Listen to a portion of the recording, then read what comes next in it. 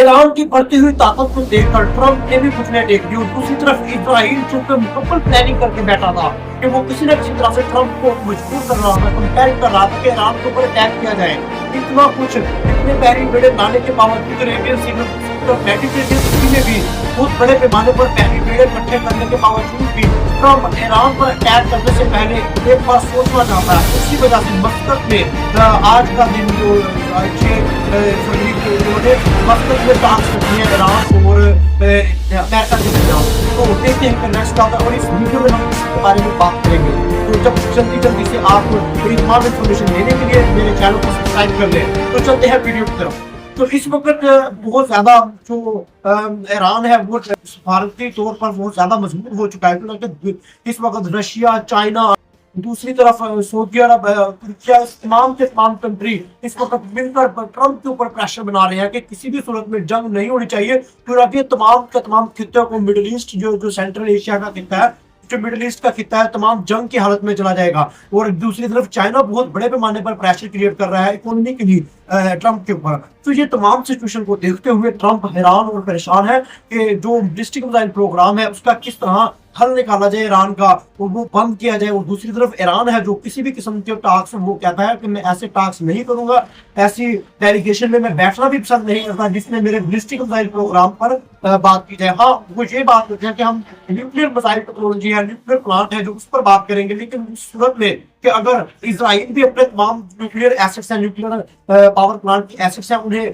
दुनिया को दे दे। वो कहता है कि मैं ईरान जो कहता है वो मैं रशिया को दे देता हूँ। जो इसराइल है वो कहता है इसराइल है वो अपने तमाम के तमाम न्यूक्लियर एसेट्स को अमेरिका के हवाले इंटरनेशनल वर्ल्ड के हवाले करते हैं। तो ये सिचुएशन बनी हुई है इस वक्त, बहुत ज्यादा खतरनाक सिचुएशन है इस मिडिल ईस्ट के खिते में। और देखता है कि जंग होती है, अगर तो मुज़ाकरात कामयाब नहीं होते ईरान के और अमेरिका के और इसराइल के दरमियान में, तो ये जंग की तरफ जाएगा नक्शा। तो हम तो उम्मीद करते हैं कि जंग की तरफ ना जाए, क्योंकि अमन ही सबसे पहली प्रायोरिटी है हमारी। कि अगर तो जंग होती है कि पाकिस्तान जैसे ये जो बैकवर्ड इकोनॉमिक कंट्री है ये बहुत ज्यादा डिस्टेबलाइज देखना पड़ेगा इकोनॉमी के लिहाज से। पूरे खिते में इस वक्त 30% तेल की जो इंपोर्ट बंद होगी, तो जो तेल की कीमतें हैं ऑयल भी बहुत ज्यादा पैमाने पर बढ़ जाएगा। तो ये इस तमाम खिते के लिए और खासतौर पर चाइना के लिए भी बहुत ज्यादा खतरा बढ़ जाएगा इकोनॉमी के लिए। तो बहुत ज्यादा क्रिटिकल सिचुएशन बनी। और दूसरी तरफ टेलीफोनिक रब्ता हुआ है शी जिनपिंग का ट्रंप के साथ, और ट्रंप ने कहा कि मेरी बात हुई है चाइनीज सदर के साथ, मैं उनके साथ मिलकर चाइना के सदर के साथ, तो इनके साथ में मिलकर ताइवान, यूक्रेन और ईरान के मामले पर जल्द बातचीत करके मैं इस मसले को सोल्व कर दूंगा। मैं आपको यहाँ पर ये भी बता दूं कि इस वक्त ट्रंप वाकई परेशान है कि अगर तो ईरान के ऊपर अटैक किया तो ये लेने के देने ना पड़ जाए, क्योंकि ईरान इस वक्त बहुत ज्यादा मजबूत कंट्री बन चुका है। दूसरी तरफ से उसको चाइना और रशिया की भी सपोर्ट हासिल है। और इसी तरह से अगर तो ईरान और सऊदी अरब का भी एक जो पक्ष बन चुका है, और दूसरी तरफ ये इसराइल की सबसे बड़ी सफारती नाकामी है, और दूसरी तरफ ईरान है जो वो एक सफारती वहां पर बहुत ज्यादा मजबूत इस वक्त खड़ा है।